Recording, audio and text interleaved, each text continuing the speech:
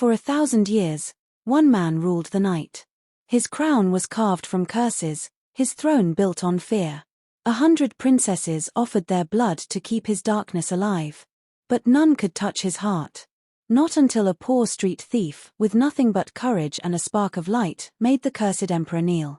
This is the story of how light and shadow fell in love, and how their choice changed the world forever. Ailery Stories presents 999 Brides for the Cursed Emperor, but he kneels for the street thief who stole his heart. Grab your drink, dim the lights, and step into the empire where dawn was born. I love knowing where my listeners are, so before this story unfolds, drop your location in the comment. The moon over the Crimson Empire was swollen and red, hanging like a bleeding wound in the night sky. Its light poured through the spires of the obsidian palace, gleaming off marble courtyards where 1,000 torches flickered like restless souls. Inside the grand hall, nobles glittered in gold and silk. Musicians played trembling notes that vanished under the heavy silence of fear. For tonight was the ceremony of 999 hearts, the ritual that kept the eternal emperor alive and the darkness contained. Each century, 999 noble brides were chosen. They came from every corner of the empire, princesses, duchesses, daughters of generals, all kneeling beneath the throne of the man who had ruled for 1,000 years. He was not called Emperor Caliph the Undying for nothing. He sat upon a throne carved from obsidian flame, motionless, eyes half-lidded. The glow from the torches reflected on his silver armor and pale face, but his gaze was empty, as if he looked through time itself rather than at the world around him. No one dared speak above a whisper. Lyra had no right to be there. She wasn't a noble, or even a servant of the palace. She was a thief, a street girl from the slums of Kareth, who had slipped in through the kitchens with a stolen uniform and a dream of walking out richer than she'd ever imagined. She clutched her serving tray with trembling hands as she moved between nobles, trying to blend in. The chandeliers above her were made of crystal carved from starlight. The floor beneath her feet looked smooth enough to show her reflection, a skinny girl with quick eyes and a streak of dirt smudged beneath her ear. "Keep your head down," she whispered to herself. "In, out, and rich. Nobody looks at the servants." But someone did. As the first bride approached the emperor's throne, Lyra paused behind the long banquet table. The girl, delicate and pale, knelt before Caliph and offered a ruby heart carved from crystal, a symbol of her family's loyalty. Caliph touched the heart with one gloved hand. The crystal darkened to black, and the bride was gently led away. Whispers rippled through the crowd. Lyra realized it wasn't blood or hearts the emperor took anymore, it was obedience. Every offering bound him tighter to the curse that kept his empire safe but him chained in shadow. Bride after bride approached. 90, then 100, then 200. Lyra's knees ached from standing. Her hands were slick with sweat. And then it happened.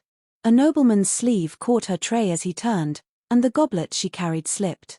It hit the floor and shattered, spilling crimson wine across the white marble. The sound cut through the hall like a scream. Every head turned. I'm sorry," Lyra gasped, dropping to her knees, trying to gather the shards. Her hands shook. A shard sliced into her palm. Blood welled bright and fresh. She didn't even notice the drop that fell onto the glowing floor. But the emperor did.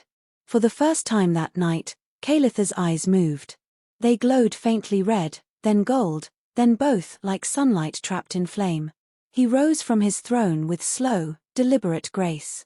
Gasps echoed around the hall as nobles fell to their knees. "Your Majesty," the high priest stammered. "Shall we?" Caliph silenced him with a single raised hand. His boots struck the marble like thunder as he crossed the hall. The room held its breath. Lyra froze where she knelt, blood still dripping from her hand.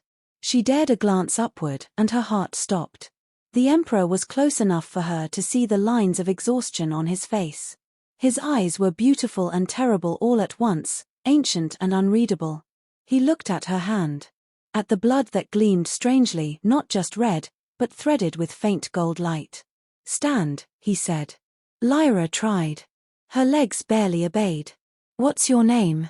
His voice was quiet, rough as wind through stone. Lyra," she stammered. "I'm nobody. I'm sorry, I didn't mean." He took her wrist gently. His fingers were cold, but the air around them seemed to hum. He stared at her blood for a long moment, then, impossibly, the emperor knelt. A ripple of shock spread through the hall. Nobles gasped, priests froze. "Your Majesty," the high priest shouted. "What are you?" "Silence," Caliph murmured, still looking at Lyra's hand. "Do you feel it?" "Feel what?" she whispered. "The world holding its breath."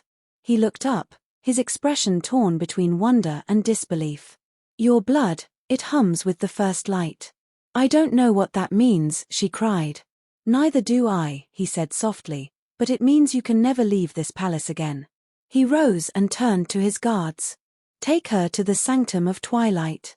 No one touches her. No one speaks to her. Not even the priests." Lyra's breath caught.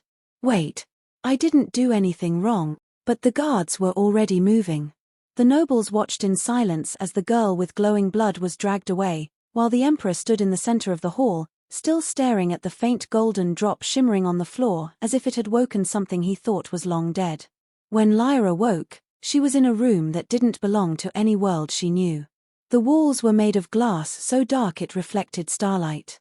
Silver chains hung from the ceiling like decoration. The bed beneath her was soft, draped in silk so fine it felt like mist. She sat up quickly, clutching her injured hand. Someone had bandaged it while she slept. For a long time, she just listened to silence. The kind of silence that hums with something alive behind it. A door creaked open. A young woman in plain grey robes entered, her face pale and frightened. "You shouldn't be awake," the woman whispered. "Where am I?" Lyra asked. "The sanctum of twilight," the woman said. "No one comes here except the emperor. Not even the priests." Lyra frowned. "Then why are you here?"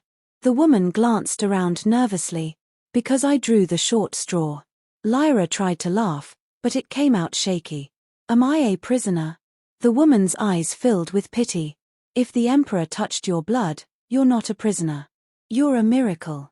And miracles rarely live long here." Before Lyra could ask what she meant, the woman left quickly, shutting the door behind her. Hours passed. Lyra paced the room, her mind racing. She pressed her palm against the glass wall. The faint gold glow still pulsed under her skin, soft and rhythmic, like a heartbeat.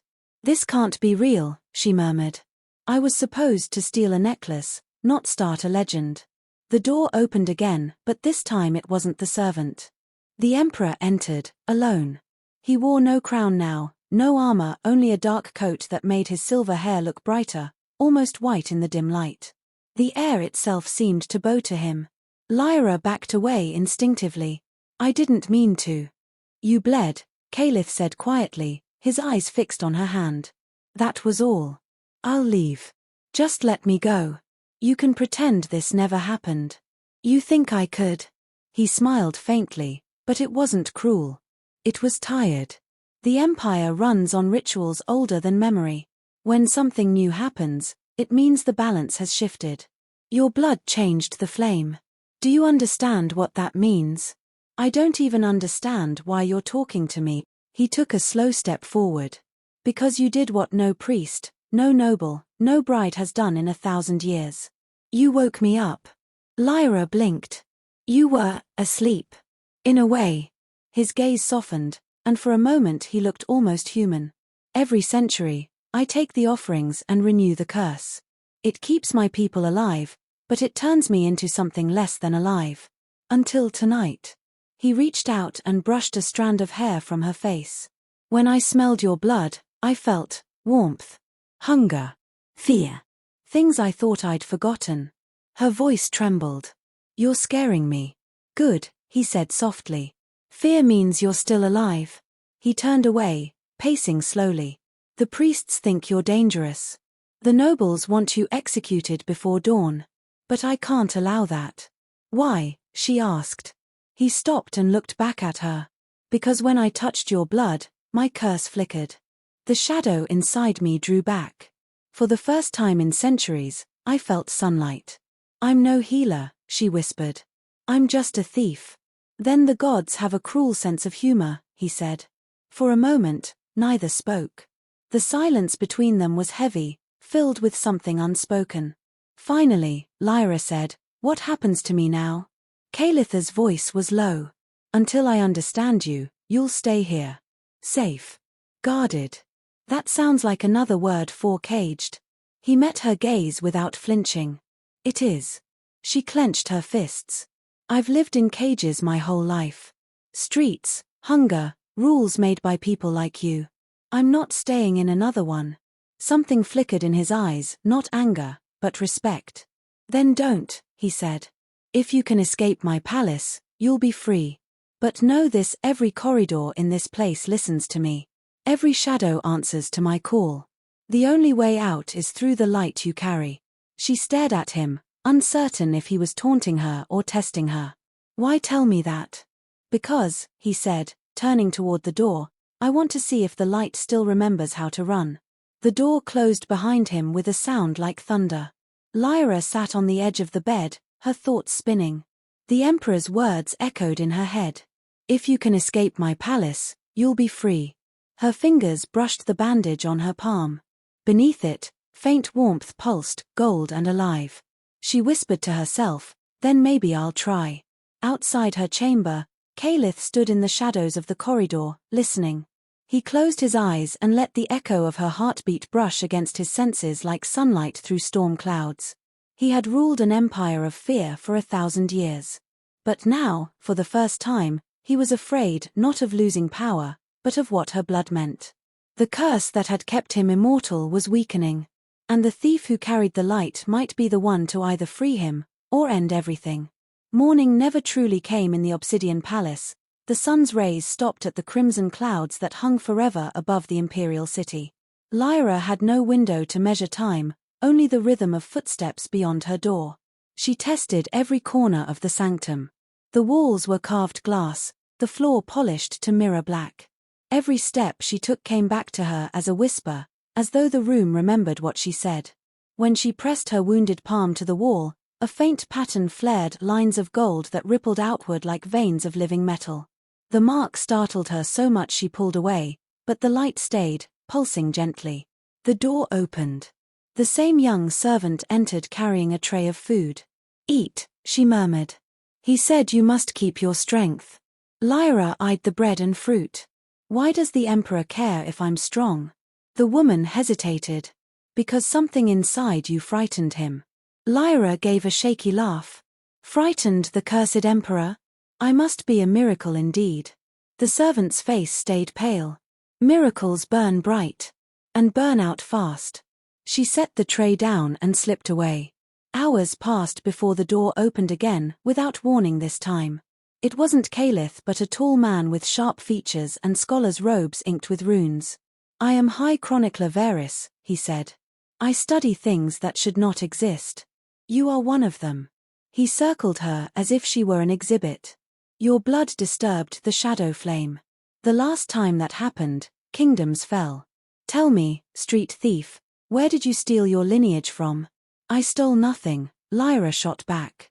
"I was born poor, not cursed." Varys leaned close. "Every curse begins with someone's blood." Before she could answer, a shadow passed over the wall. The chronicler straightened and bowed. The Emperor had returned. Calith's presence filled the chamber like cold wind. "Leave us," he ordered. Varys hesitated. "Sire, the council demands to know." "I said leave." When the scholar was gone, Calith studied Lyra silently. The golden lines she had awakened on the wall still glowed. "You did this." "I touched the wall," she admitted. "It answered. It shouldn't have." He lifted his hand, tracing the light without touching it. "These wards were carved to contain darkness, not welcome light." She folded her arms. "Maybe your palace is tired of darkness." Something like amusement flickered in his eyes. "Careful, thief." Words like that once started wars. He turned away, then stopped. "Does it hurt?"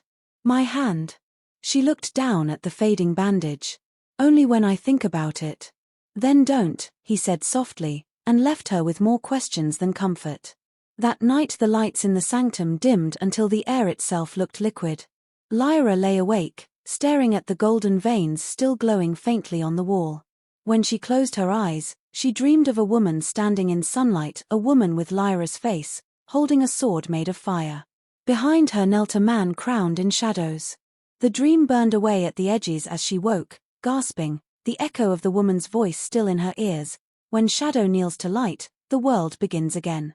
2 days later, Caliph summoned her from the sanctum. Guards escorted her through corridors that seemed to breathe darkness. The throne hall looked different without the crowd, empty, echoing, and colder than before.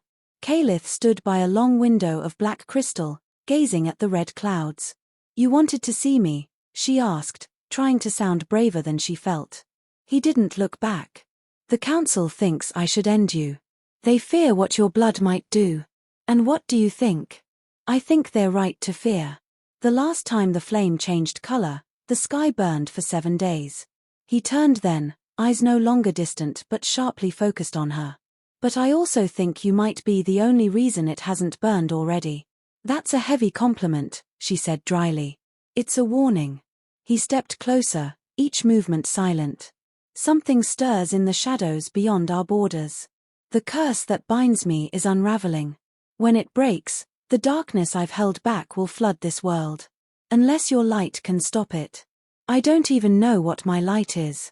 "Then we learn." He led her through a hidden door behind the throne, down spiral stairs lit by faint blue fire. "This is the Hall of Mirrors," Caliph said. "Every emperor before me left part of his soul here. Look."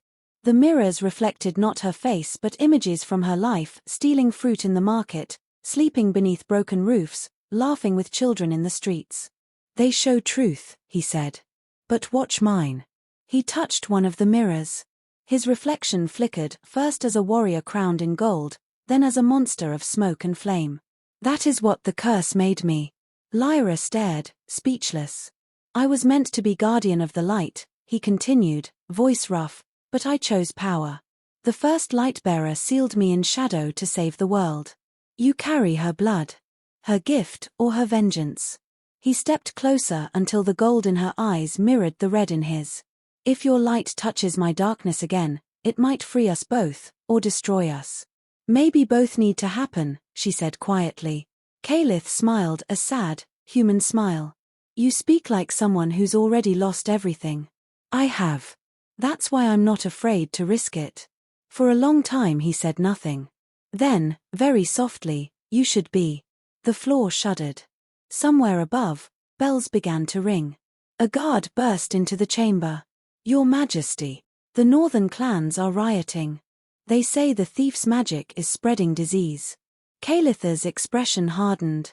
"Lies from frightened men." The guard hesitated. "One of the brides tried to take her own life. She said the shadows whispered your name, not the gods." Lyra felt the color drain from her face. "This is because of me." "No," Caliph said firmly. "This is because of fear. But they will blame you all the same." He turned to the guard. "Seal the palace. No one leaves or enters without my command." When they were alone again, Lyra said, "You can't protect me from an empire." "I can try," he answered. "And perhaps learn why the light chose a thief instead of a queen." He reached toward her wounded hand, hesitated, then touched it. A faint warmth spread between them. The golden glow returned, stronger this time. Lines of light ran up her arm, wrapping around his fingers before fading into both their skin.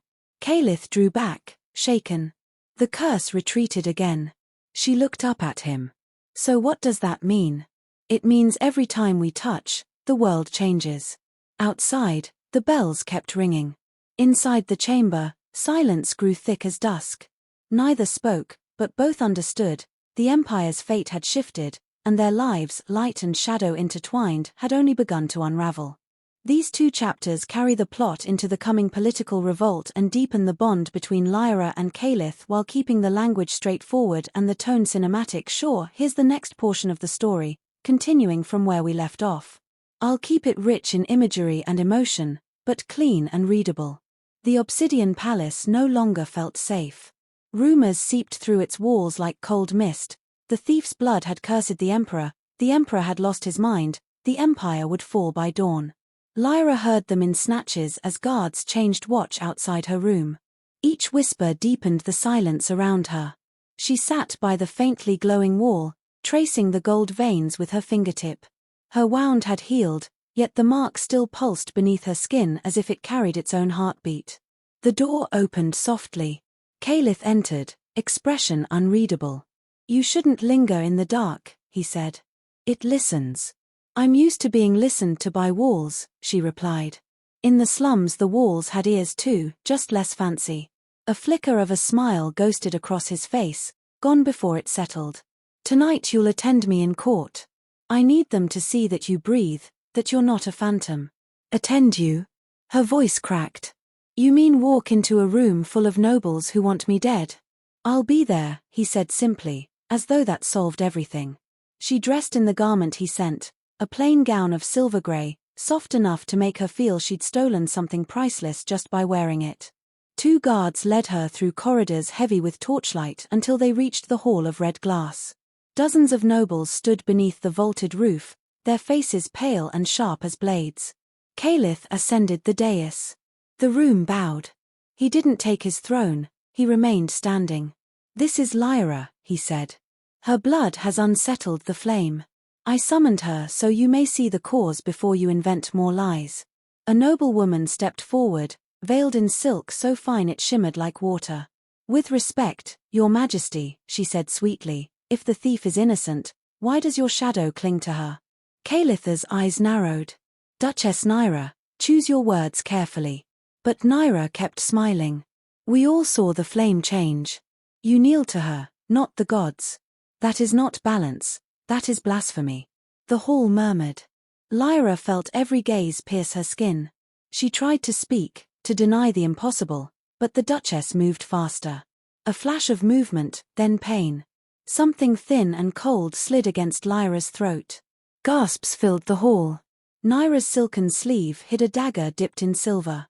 "End the curse!" Nyra screamed. "Let the light die with her." Lyra didn't have time to move. Caliph did. Shadows burst from the floor, wrapping Nyra's arm before the blade could strike. Her scream echoed as the dagger clattered away and the shadows tightened. "Enough!" Caliph's voice thundered. The torches dimmed, their flames bending toward him as if afraid. "You forget who commands the darkness here." Nyra struggled. "She'll destroy us all." "Perhaps," he said coldly, "but not tonight." The shadows released her. She collapsed, gasping. "Take her to the dungeons," he ordered. When the hall emptied, Lyra stood trembling. "You said you wanted them to see I breathe. Now they want to stop me breathing for good." Caliph studied her hand, where the golden pulse still faintly glowed. "They will not touch you again. Because you'll kill them?" "Because fear works faster than death," he said, turning away. That night she couldn't sleep. Her mind replayed the Duchess's words, "Your shadow clings to her." She rose quietly, pacing the narrow chamber. At the window she noticed a figure standing in the courtyard below, wrapped in a scholar's cloak. When she blinked, the figure was gone.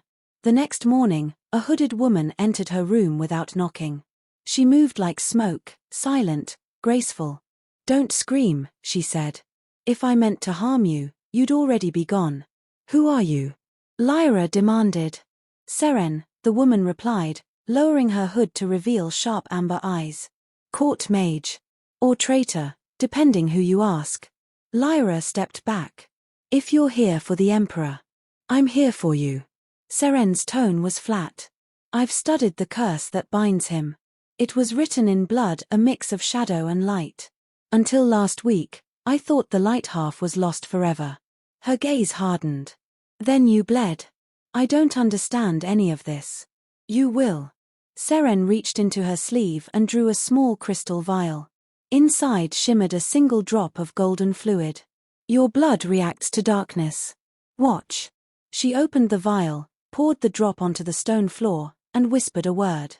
The shadows around their feet writhed, then melted into nothing. "See," she said quietly. "You don't destroy the dark, you silence it. That's why he's drawn to you." Lyra frowned. "And you came here to help. To warn." The Duchess wasn't acting alone. Half the court believes killing you will restore the balance. They've already sent others. Before Lyra could ask who, a knock rattled the door. Caliph entered with 2 guards. His expression hardened when he saw Seren. I didn't summon you. Seren bowed slightly. Forgive my intrusion, Majesty. The girl needed truth before fear swallows her. Calitha's eyes chilled.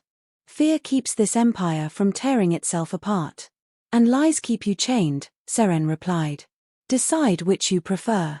For a heartbeat, the air thickened between them like storm clouds. Then Caliph exhaled. Leave us. When she was gone, he turned to Lyra. Did she hurt you? No, Lyra said. She told me about the curse. About your shadow. His jaw tightened. She told you enough to make you doubt me.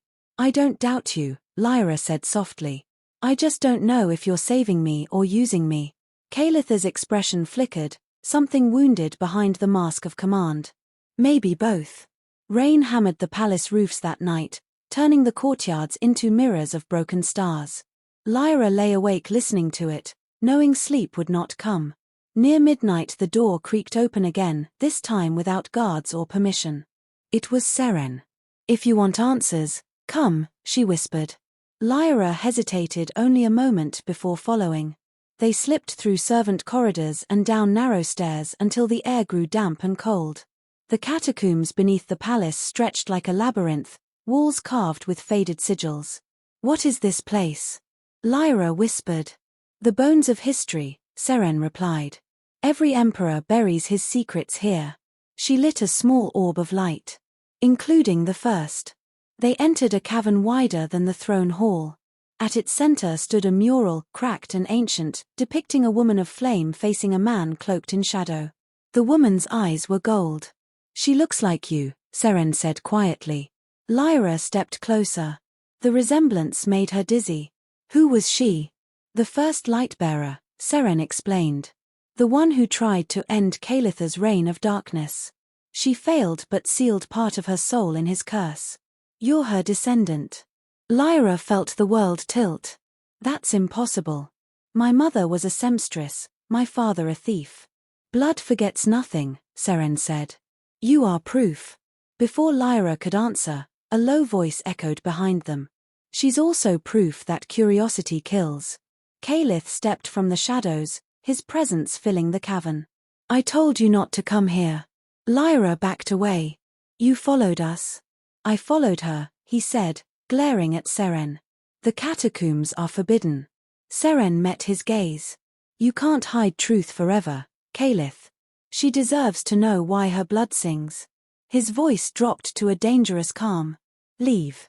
I will, Seren said, but she won't stay caged forever. When she vanished into the tunnel, Caliph faced Lyra. You think she helps you, but she only wants power. I think she gave me answers you wouldn't, Lyra said. You knew about the Lightbearer, didn't you? His silence was answer enough. She tried to kill you, Lyra said. And now you think I'll finish her work? I think you could. They stood inches apart, the mural's golden light flickering over them. Lyra's voice shook. Then why haven't you killed me? Because the day you fell into my hall, the shadows inside me retreated. He touched his chest. I felt alive, and I didn't want that feeling to end. Maybe you don't need me to end the curse, she said. Maybe you just need to stop fearing the light. Caliph studied her, unreadable. Do you fear me, Lyra? She swallowed. Yes. But I don't think that's the same as hating you. Something softened in his eyes. Good. Hatred I know how to destroy. Fear I can live with. He turned toward the mural. The curse was born here. The Lightbearer's blood and mine mixed when she struck me down. That fusion chained me to the shadow. You are her last echo. If your blood joins with mine again, the chain might break or bind the world forever. Lyra stared at the painted figures, the woman of light and the man of darkness locked in eternal struggle. Maybe they were never meant to fight, she said. Maybe they were meant to understand. Caliph looked at her as if seeing something new. You sound like someone who still believes in peace. I believe in choices, she replied. Above them thunder rolled. Somewhere distant, A horn sounded an alarm from the outer gates. Caliph stiffened. "The northern houses," he muttered. "They've come too soon. What do we do?" He reached for her hand. "We survive." As his fingers closed over hers, gold and shadow twined together, pulsing with the same rhythm. The mural's eyes flared bright, dust fell from the ceiling. Caliph drew back, stunned. The prophecy spoke of this, when shadow and gold meet without fear. The light dimmed as quickly as it had come. He turned toward the tunnel. "We have little time. The rebellion has begun." They ran through the echoing passages, torches flaring to life as they passed.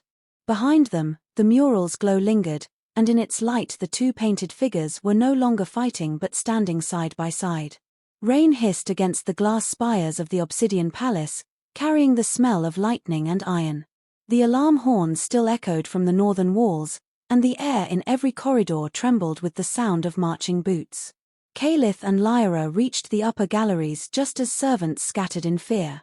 Below them, soldiers in black armor formed ranks while nobles shouted orders neither side obeyed. "They've breached the outer gate," a captain gasped, kneeling before the emperor. "The northern houses march under the Duchess's banner. They say you've betrayed the flame." Caliph's face remained carved from stone. "Then we remind them whose shadow they stand in." He turned to Lyra. "Stay here. The court will tear itself apart if they see you beside me. I won't hide while people die because of me." The stubborn spark in her voice almost made him smile. "You think you can stop a war? Maybe not. But I can stop you from fighting it alone." Before he could answer, a tremor shuddered through the palace. One of the crimson towers split open, showering glass like blood. Lyra flinched. The emperor looked at the break and whispered, "The curse stirs. It senses your light." They made their way toward the throne hall. Smoke blurred the corridors, the air tasted of burning stone. Every step Lyra took left a faint trail of gold on the black marble. Soldiers slowed to stare. Some bowed without knowing why. In the hall, Caliph lifted his sword. Shadows pooled at his feet, forming a coiling serpent of smoke. "When I took this throne," he said, voice ringing through the din, "I bound every darkness in my blood to protect this world. That oath still stands." The serpent launched forward, swallowing the invading soldiers in a wave of shadow that left them unconscious but breathing. Lyra saw exhaustion in Caliph's eyes even as he stood unbroken. Then, through the shattered doorway, Seren appeared. Her cloak was torn, her staff glowing faintly. "Stop," she shouted. "Killing them will feed the curse. The more darkness you call, the faster it consumes you." Caliph's blade paused mid-air. "You brought them here?" "No," Seren said, her face streaked with ash. "But I read the runes in the catacombs. You were never meant to bear the curse alone. It was designed for two, shadow and light together." Lyra looked between them. "You mean me?" Seren nodded. The first Lightbearer tried to end his curse by giving part of her soul to the one she loved. "You carry what she left behind." Caliph's expression cracked, showing fear beneath the command. "You're saying if our blood joins again, the curse might break. Or spread to the whole world," Seren warned. "It depends on whether you meet in hatred or in trust." Outside, the thunder became a roar. The palace shook. Lyra reached for Caliph's arm. "You once said fear means you're alive. Then we're both very alive right now. Let's finish this together." For a heartbeat the old weariness in his gaze lifted. "So be it." He took her hand. Gold flared against red, the storm outside bent inward, drawn toward the throne. The serpent of shadow coiled back around them, not to attack but to shield. Every torch went out. The palace fell into silence broken only by a heartbeat that was not one but two. When light returned, the invaders were gone, vanished as if swallowed by the earth. Caliph swayed, barely standing. "It listens to you now," he whispered. "The curse recognizes its other half." Lyra steadied him. "Then maybe it's time we stop letting it rule either of us." Dawn came gray and thin. Smoke drifted over the city. From the palace balcony, Lyra could see the camps of the northern houses spreading across the plain like dark stains. "They've united," Seren said, joining her. "All of them. They claim the Emperor's magic failed, that your touch turned him mortal. They mean to crown a new ruler by nightfall. Lyra's throat tightened. How many will die for a lie? Enough to feed a curse twice over, Seren said. Unless you give them another story to follow. Caliph appeared behind them, dressed in plain black rather than royal armor. The gold threads that had begun to trace his veins glimmered faintly beneath the skin. The only story they'll believe is the one written in blood. Then let it be ours, Lyra said. If shadow and light together stopped the storm once, maybe we can stop a war the same way. Seren frowned. The prophecy speaks of a meeting without fear. Standing before an army hardly qualifies. Perhaps that's what it means, Caliph replied. To face the world without fear of it. By midday they rode through the broken gates into the plain. The opposing army waited, thousands of soldiers in crimson banners, Duchess Nyra standing at their front, her eyes blazing with triumph. Behold your savior, she shouted to her troops, pointing at Lyra. The thief who bewitched your king. Caliph raised his hand for silence. No sorcery rules me, he said. But lies have ruled you for too long. Look.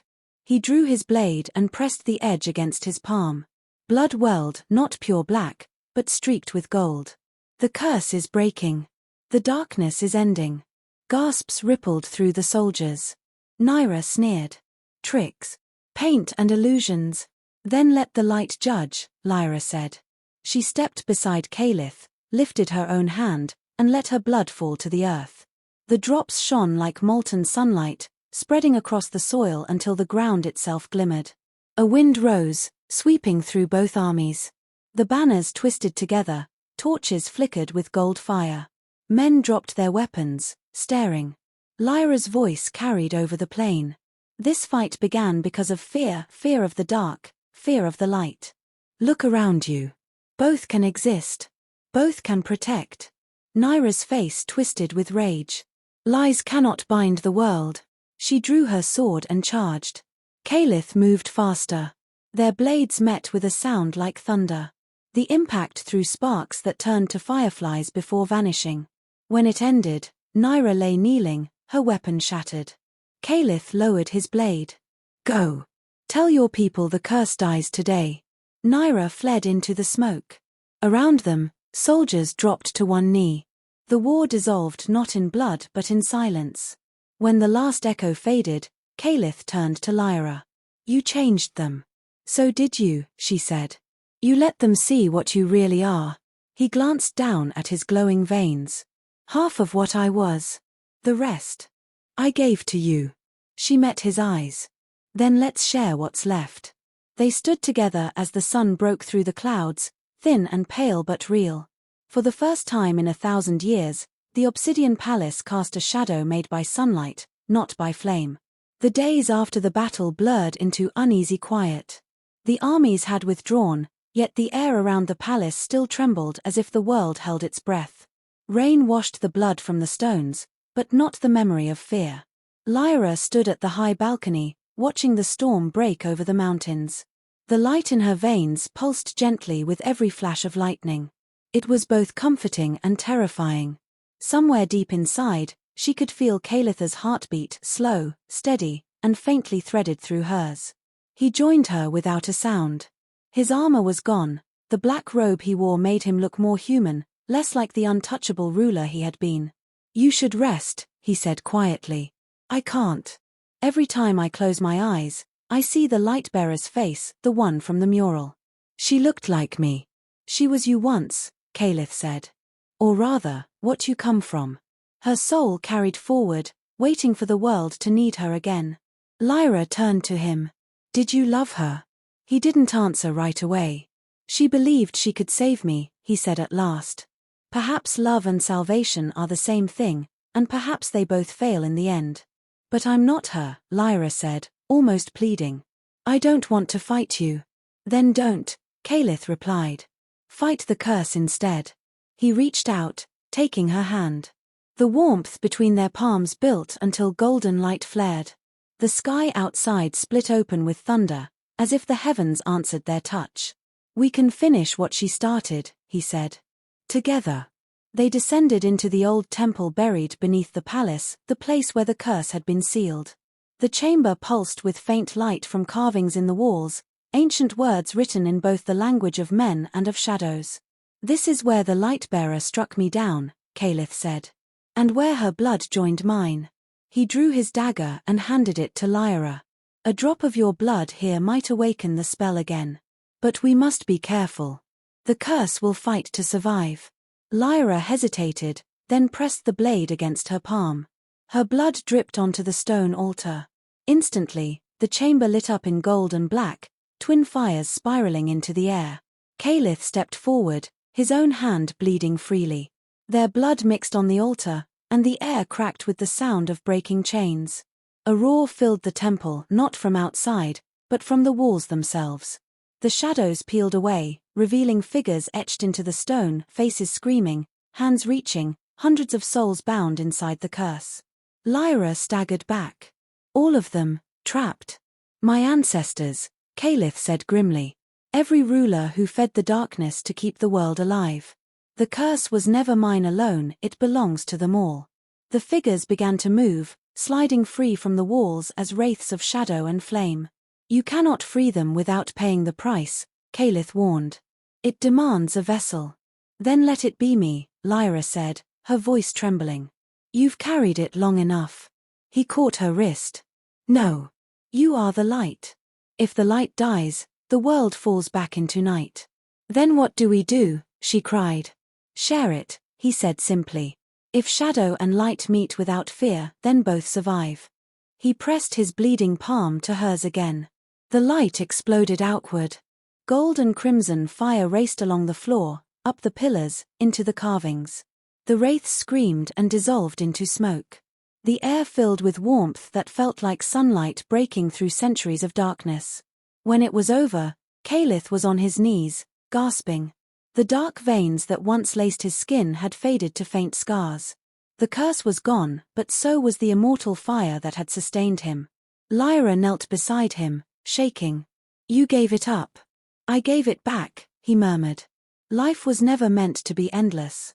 He touched her cheek. "You've done what no one in 1,000 years could do."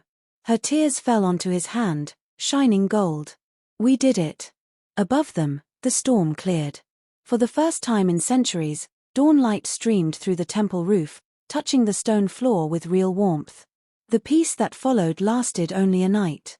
The next morning, the palace shook with noise, shouts, horns, the pounding of running feet.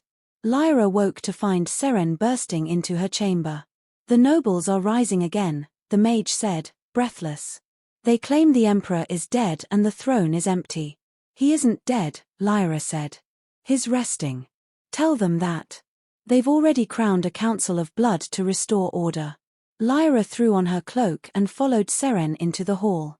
Everywhere she looked, soldiers fought soldiers, shadows against steel. The palace that had once glittered with power now bled light from broken windows. They found Caliph in the war room, leaning heavily on the table, his strength clearly fading. "They want your throne," Seren said. "They'll burn the city to take it." "Let them try," Caliph muttered, but even his voice was weaker. His eyes, though still bright, no longer glowed. He looked mortal. "They won't stop," Seren pressed. "If you fall, the curse will return." Lyra stepped between them.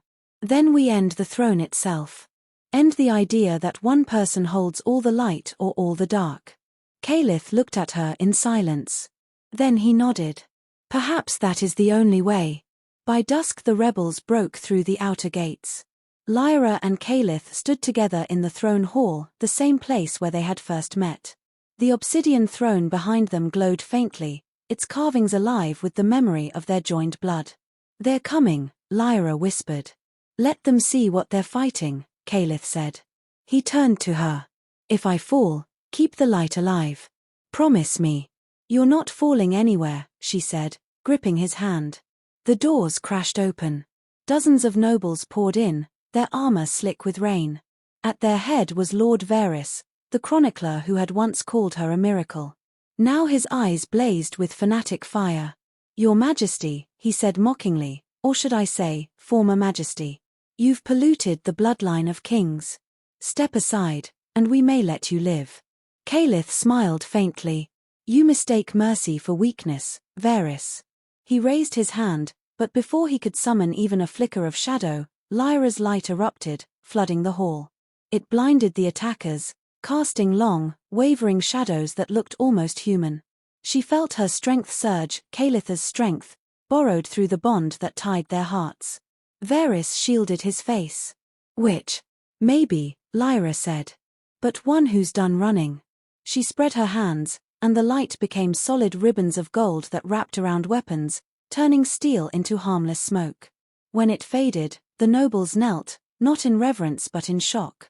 Caliph looked at her with something like wonder. You are the dawn, he whispered. I'm what comes after, she said softly. The world's had enough of darkness. The last of the nobles fled, leaving silence. The air smelled of rain and burnt dust. Caliph sank to his knees, the strength leaving him entirely. It's done, he said. The Empire is free. Lyra caught him as he fell. You'll live, she said, though her voice trembled. Not as I was, he replied. But maybe that's the point. The obsidian throne cracked behind them. Gold and red light spilled from within, spreading across the hall like veins of fire. The palace itself seemed to sigh, releasing a breath it had held for centuries. Seren arrived, eyes wide. What did you do? Broke the chain, Lyra said. The throne's power is ending. Calith's head rested against her shoulder. When they ask what became of the cursed emperor, he murmured, tell them he chose to be human. She smiled through her tears. And what of the thief who made him kneel? She taught him how, he said, and closed his eyes. The next morning the obsidian palace stood quiet. No banners, no guards, no crown. The throne was gone, reduced to dust and gold ash. Lyra stood on the balcony, watching the sun rise. For the first time in memory, it rose over a city not shadowed by fear. Behind her, Seren approached. He sleeps, the mage said. Not dead, not immortal. Something in between. Good, Lyra said. He deserves to rest. What will you do now? Lyra looked at the horizon where the light touched the mountains. Rebuild. Not an empire. Just a home. Seren nodded. People will follow you. They shouldn't, Lyra said. They should follow themselves. She turned one last time toward the ruined hall, where Caliph lay resting beneath a shroud of soft light. You once said fear keeps the world alive, she whispered. Maybe now we can learn to live without it. That evening, a gentle rain fell. The drops turned golden as they hit the ground, soaking into the soil. Across the city, children ran through the puddles laughing, unaware that they stepped on the ashes of an empire. And somewhere in his sleep, the man who had once been the eternal emperor dreamed of the dawn of a world that no longer feared the dark. The obsidian palace no longer ruled over anything. Its towers stood broken, vines climbing through shattered arches. Birds nested in the rafters where banners once hung. The city below still whispered the name of the cursed emperor, but now it sounded more like a story told to children than a command spoken by kings. Lyra moved through the ruins quietly. The stone floors were warm under the sunlight that finally reached them. Each morning she swept the dust from the great hall where the throne had crumbled to ash. She didn't know why she kept it clean. Perhaps it felt like keeping watch over an old wound. Seren joined her one day, carrying a bundle of scrolls. The people are beginning to rebuild, the mage said. They ask for guidance. Markets have reopened. Some even speak of forming a council. Lyra smiled faintly. Then they've already learned what I hoped for, that they don't need crowns to stand. Seren hesitated. And Caliph? Lyra's eyes lifted toward the far wing of the palace. Still asleep. His heartbeat is slower each day, but it hasn't stopped. Whatever he is now, Seren said, the curse is gone. You don't owe this place anything. I owe it peace, Lyra replied. And I owe him a world worth waking to. That night she lit a single torch and walked to the chamber where Caliph lay. The room was quiet except for the faint sound of rain outside. He rested on a stone bed draped in simple linen, his silver hair scattered like frost. His face had softened, the centuries of rule had melted into something almost human. Lyra sat beside him. You once said fear means being alive, she whispered. If that's true, then I'm more alive than ever. The world outside changes every day, Caliph. It's clumsy, loud, and beautiful. I wish you could see it. She didn't expect an answer, but his fingers twitched slightly, as if some part of him heard. Days became weeks. The empire shifted into something new. Villages began to govern themselves. Farmers traded with mountain clans once considered enemies. For the first time in generations, no taxes were sent to the palace. Instead, people sent letters, small pieces of hope sealed with wax and prayer. One morning Seren burst into Lyra's study, breathless. Come outside. You need to see this. They climbed to the balcony overlooking the city. Where the crimson clouds had always hovered, sunlight now poured through, clear and golden. The storm that had hung over the empire for 1,000 years was gone. The curse's shadow has lifted completely, Seren said, smiling for the first time in months. Whatever bound this land is finished. Lyra felt the warmth on her face, strange and new. Then the world finally belongs to itself again. But that night, as she stood by Calith's chamber, a cold wind slipped through the halls. The torchlight flickered, and she heard a faint whisper, his voice, weak but unmistakable. Lyra. She rushed to his side. His eyes were open, faintly glowing gold instead of red. You came back, she breathed. I never left, he murmured. The world's heartbeat was too loud to sleep through. You're mortal now, she said, tears in her eyes. You'll grow old. You'll die. So will you, Calith said, smiling faintly. Maybe we can learn how together. Calith's awakening spread through the city like lightning. People came to see the man who had been both curse and king. They expected a god returned to power. Instead, they found a quiet figure who spoke little and worked beside them to rebuild fallen walls. He refused the title of emperor. No throne, no crown, he said simply. Let the council rule. I'll be their builder, not their master. At first the council distrusted him. But Calith's centuries of knowledge rebuilt aqueducts, healed fields poisoned by old wars, and taught blacksmiths how to forge stronger iron. The same hands that once commanded shadows now planted gardens where blood had been spilled.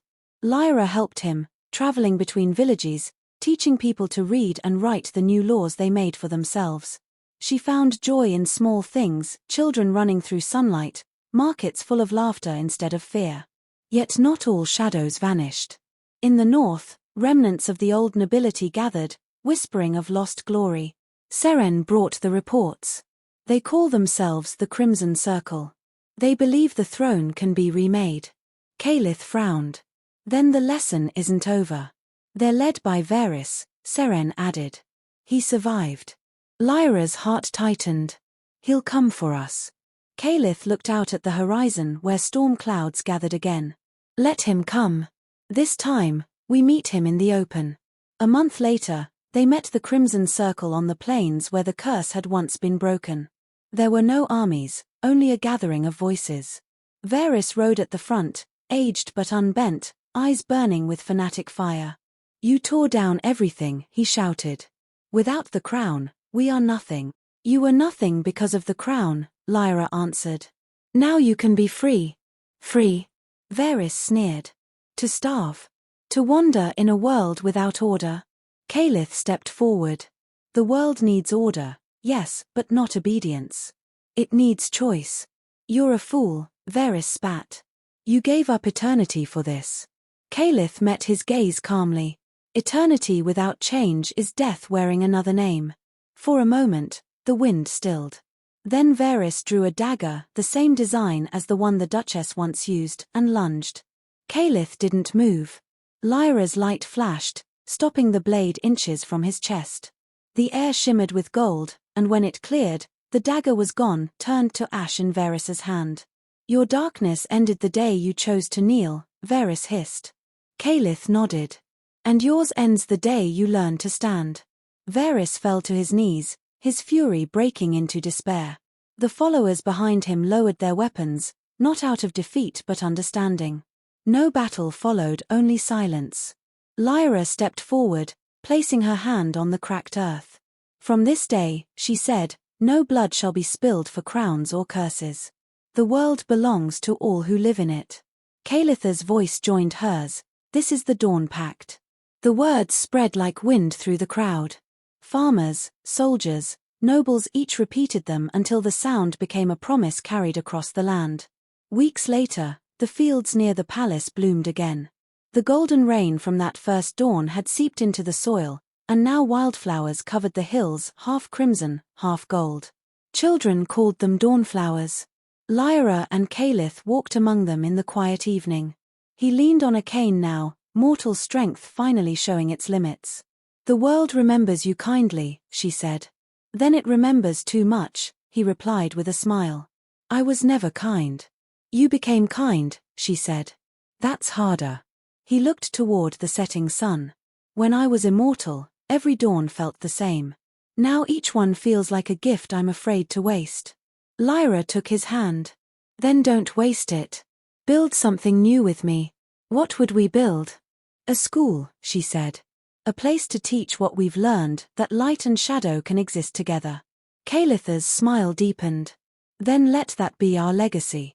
The years passed. The obsidian palace crumbled completely, reclaimed by vines and earth. In its place rose the Sanctum of Dawn, a hall of open windows and gardens. Travelers came from across kingdoms to learn there. They studied history, healing, and the language of both magic and peace. Calith taught until his hands trembled too much to write. Lyra grew older beside him, her light dimming to a soft, steady glow. On his final day, he sat beneath the great tree that had sprouted from the ruins of the old throne room. Look, he said weakly, pointing upward. The golden leaves swayed in the sunlight. It's beautiful. It's yours, Lyra whispered. No, he said. It's ours. He closed his eyes, and the wind carried his last breath into the branches. The leaves shimmered, turning from gold to silver as if the world itself was saying goodbye. Lyra didn't cry at first. She simply sat beside the tree until dusk. Then, as the first stars appeared, she said quietly, "Sleep well, my emperor. The light keeps its promise." Years later, travelers still came to the sanctum. They spoke of two figures who had ended an age of shadow not with fire or war, but with choice. In the gardens, beneath the great silver tree, two stones stood side by side. On one was carved Calith, who chose the dawn. On the other, Lyra, who taught the world to see it. And every evening, when the sun touched the horizon, the tree's leaves glowed gold and red together, light and shadow intertwined, reminding everyone who looked that peace was not the absence of darkness, but the courage to stand in its light. Seasons passed. The world that had once been a battlefield of light and darkness began to breathe again. Rivers ran clear, forests that had withered under centuries of shadow grew wild and green. The Sanctum of Dawn stood at the heart of it all. Where the obsidian palace had once cast its great shadow, sunlight now spilled freely through open courtyards. The halls rang not with orders, but with laughter. Children studied beneath the silver-leaved tree that had grown from the ruins of Kalitha's throne. Lyra walked its paths each morning. Time had turned her hair pale and lined her hands, but her eyes still held the soft glow of the light she had carried. People called her the Keeper. She never claimed titles, she simply listened, taught, and mended what was broken. One day a messenger came from the far north. "Mistress Lyra," he said, bowing low, "our village stands on the edge of the blighted forest." The trees whisper again. "We fear the curse has returned." Lyra's heart clenched. "The curse was broken," she said. "Yes," the man replied, "but the forest remembers." She gathered a small group of students, young healers, scribes, and wanderers, and set out. Among them was a boy named Aaron, curious and impatient, born long after the days of shadow. He walked beside her with boundless questions. "Is it true," he asked, "that the cursed emperor once commanded storms?" "He commanded fear," Lyra answered. "Storms only answered to it." "And you defeated him?" She smiled. "He defeated himself. I only helped him remember how." They traveled for days until they reached the forest. It was unlike any they had seen, dark trunks twisting toward a sky of pale mist, roots pulsing faintly with red light. The air smelled of old rain and forgotten sorrow. Aaron touched one of the glowing roots. It's warm, he said. Because it's alive, Lyra whispered. Kalitha's curse bound itself to the land. When we broke it, most of it faded, but not all. Some pieces stayed behind, waiting. Waiting for what? For someone to listen. She placed her palm on the root. Gold light shimmered briefly through the soil, and a voice, soft, distant, whispered, "You left us in the dark." Aaron stepped back in fear. What was that? The memory of the shadow, Lyra said. It's not evil. It's lost. She closed her eyes and reached deeper, letting her warmth spread through the earth. The ground trembled. Faint shapes appeared, faces of people long gone, bound to the land by centuries of pain. Let go, she whispered. The world has moved on. One by one, the shapes dissolved into light, drifting upward like embers until only silence remained. The forest brightened. Birds began to sing. Aaron looked around in awe. You freed them. Lyra nodded. No curse ever truly ends until its memory is healed. They spent weeks teaching the villagers how to tend the living forest. By the time they returned to the sanctum, the first snow had fallen, soft and clean. That night Lyra stood beneath the silver tree, gazing up at the stars. He would have liked this world, she murmured. A voice behind her said, then he built it well. She turned. Seren approached, older but still sharp-eyed. You've carried his legacy longer than he ever did.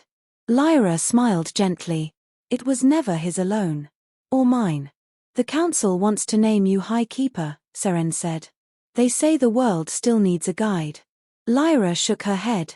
Let the world guide itself. We've taught it enough. But as she spoke, a gust of wind rustled the silver leaves. In their shimmer she thought she saw Kalitha's shadow standing beside her, watching, silent and proud. Winter deepened. The sanctum's towers glittered with frost. Lyra's strength began to fade, the golden warmth in her veins dimmed to a faint glow. She knew her time was ending, yet she felt no fear. One morning she called Aaron to her side.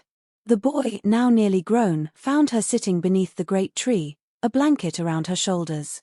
You've returned from the eastern provinces, she said softly. Tell me what you saw. Fields, he said, smiling. Children playing where the old battle lines once were.